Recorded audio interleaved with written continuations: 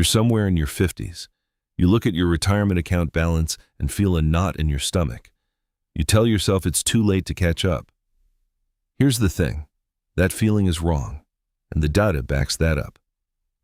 According to Vanguard's 2024 How America Saves report, the median 401k balance for Americans aged 55 to 64 is just $87,571. That means most people your age are in the same boat. You are not uniquely behind. You are the norm, and the norm can still change course. Your 50s are not the beginning of the end for retirement savings. They are genuinely your highest leverage decade, if you know which moves to make. In the next 14 minutes, I'm going to walk you through 6 specific evidence-based strategies that are available to you right now between 50 and 60 that can materially change where you land in retirement. Max out the catch-up rules, and the new ones are bigger than most people know. Let's start with the most direct lever, contribution limits. The IRS gives workers over 50 the ability to contribute more to tax-advantaged accounts than younger workers. In 2025, the standard 401k limit is $23,500. If you're 50 or older, you get an additional $7,500 catch-up contribution, bringing your total to $31,000 per year. But here's where it gets more interesting. Congress passed Secure 2.0 in late 2022, and one of its provisions created a super catch-up for workers aged 60 to 63. Starting in 2025, if you fall in that specific age band, your 401k catch-up limit jumps to $11,250, not $7,500. That brings your total 401k ceiling to $34,750 for those 4 years. The right move is to use every dollar of that window if your income allows it. For IRAs, the 2025 limit is $7,000 with a $1,000 catch-up for those 50 and older for a total of $8,000. Income limits apply to Roth IRA contributions. They phase out between $150,000 and $165,000 for single filers and between $236,000 and $246,000 for married filing jointly in 2025. Your tax bracket and filing status change the math here, so run the numbers for your specific situation. The compounding impact of maximizing these limits even for 5 years is substantial. Even at a modest 6% average annual return, $31,000 per year compounded over 10 years grows to roughly $433,000. That's not a retirement saved from scratch, but it's a retirement meaningfully repaired. The Roth conversion window that closes on its own. The next piece is a tax strategy that many people in their 50s miss entirely. Right now, before you hit 65 and before Social Security and required minimum distributions kick in, you may be sitting in one of the lowest tax brackets of your adult life. That makes your 50s the optimal window for Roth conversions. Here's how it works. A Roth conversion means moving money from a traditional pre-tax IRA or 401k into a Roth account. You pay ordinary income tax on the amount you convert in the year you do it, but every dollar that sits in the Roth from that point on grows tax-free and comes out tax-free in retirement.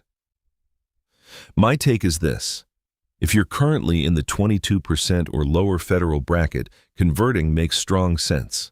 Here's why. Once Social Security income begins and RMDs start at age 73, under the Secure 2.0 rules, your taxable income will almost certainly rise. Converting now at lower rates lets you arbitrage the difference. According to the IRS, the 22% bracket for married filing jointly in 2025 extends up to $201,050 in taxable income. You can run partial conversions each year designed to fill that bracket without tipping into 24%. A tax professional can help you model the exact number for your household. This window is genuinely time-bound. When the Tax Cuts and Jobs Act provisions expire at the end of 2025, tax rates are scheduled to revert to their pre-2018 levels. That means the 22% bracket today could become 25% in 2026. I'll have a full video on that expiration and what it means for your retirement taxes coming up next. It's one of the most important planning conversations of the next 2 years. One individual caveat. If you expect to be in a significantly lower tax bracket in retirement, say, you have very modest savings and will rely heavily on Social Security, converting aggressively now may cost more than it saves. But for most people in their 50s who are building meaningful balances, the Roth conversion window is real and it is closing. Social Security. The break-even math is not what you think. I focus on Social Security and retirement decisions for the 50-plus crowd, and this is the question I hear most. When should I claim? The conventional wisdom is that waiting always wins. The data is more nuanced, and I want to give you the actual numbers. For every year you delay claiming Social Security past your full retirement age, which is 67 for anyone born in 1960 or later, your benefit grows by 8% per year, up to age 70. According to the Social Security Administration, the average monthly benefit for retired workers in early 2025 is $1,976. Waiting from 67 to 70 increases your benefit by 24%. On a $1,976 base, that's roughly $489 more per month for life.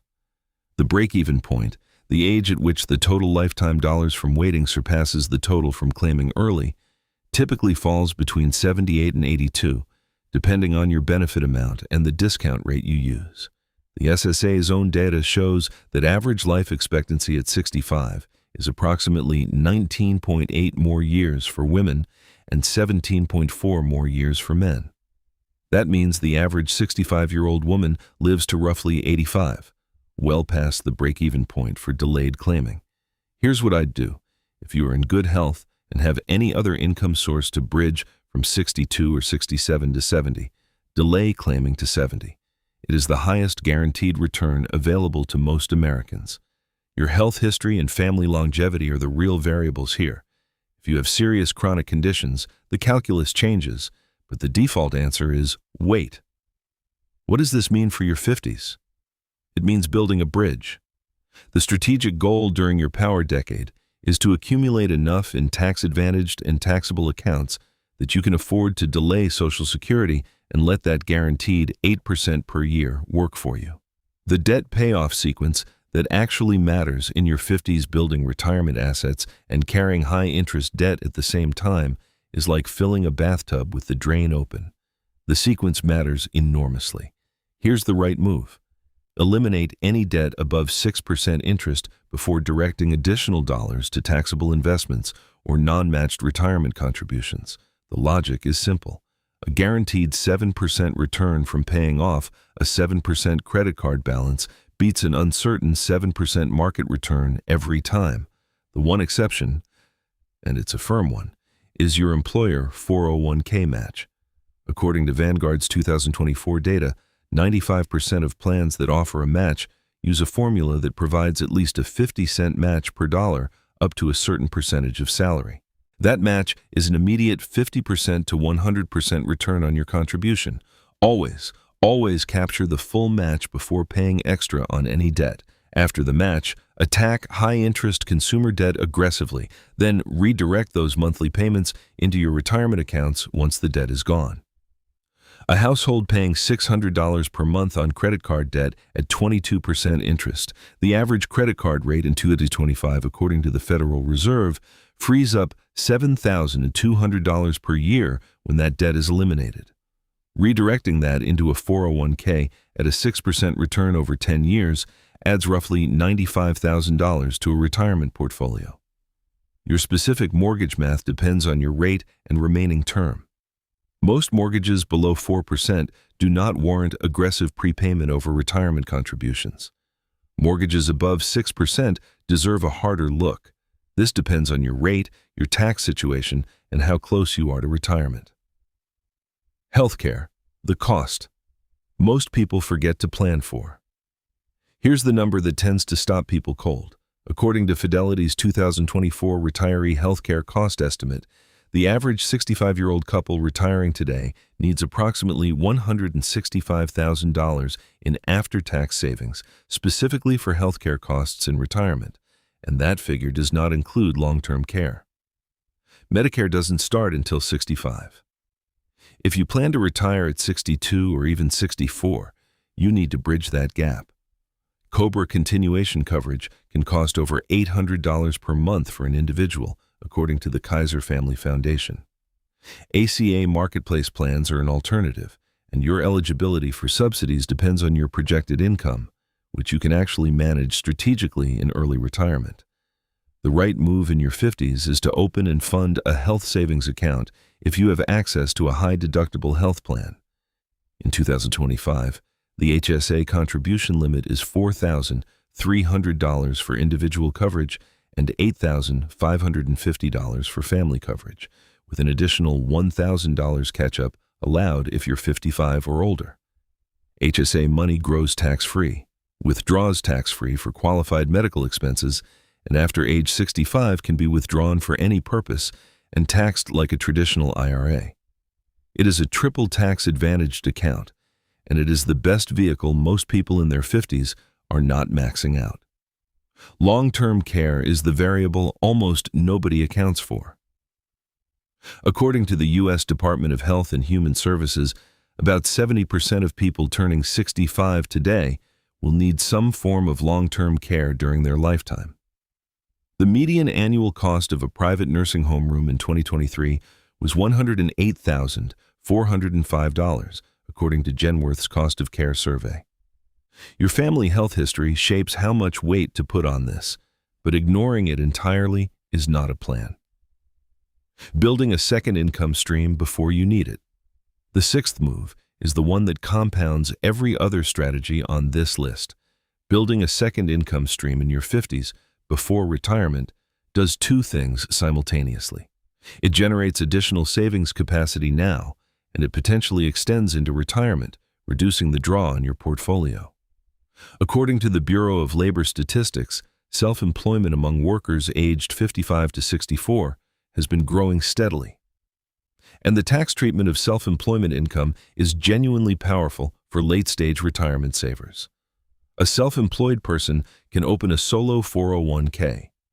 In 2025, the total contribution limit for a solo 401k is $70,000, combining employee and employer contributions.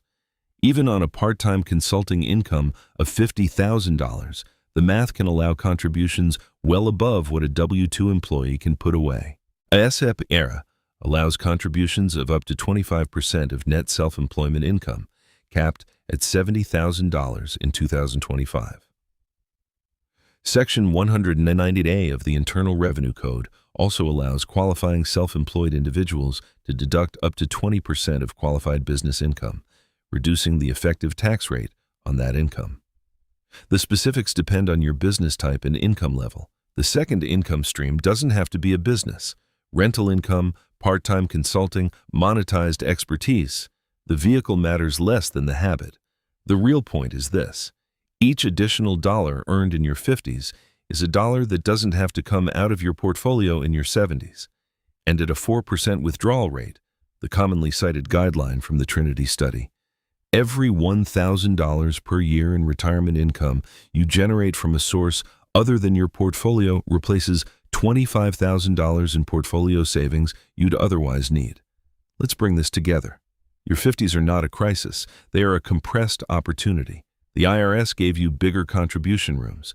The tax code gives you a Roth conversion window that is literally closing at the end of 2025. Social Security gives you 8% per year in guaranteed returns for every year you delay. The math is on your side, but only if you act in this decade, not the next one. I'm not a licensed financial advisor. This is general education, not personalized advice. Consult a fiduciary before acting. If this video helped you see your options more clearly, subscribe to Money After 50. I put out new videos every week on Social Security, retirement tax strategy, and catch-up planning for people who are building something real in the back half of their career. What retirement topic would you most like me to dig into next? Drop it in the comments. I read everyone, and I build upcoming videos around what you're actually asking. Next week, I'm covering the 2025 Tax Cuts and Jobs Act expiration. What happens to your tax rates in 2026 and the specific moves you can make right now before that window closes to protect your retirement income. That one is genuinely time sensitive. Don't miss it.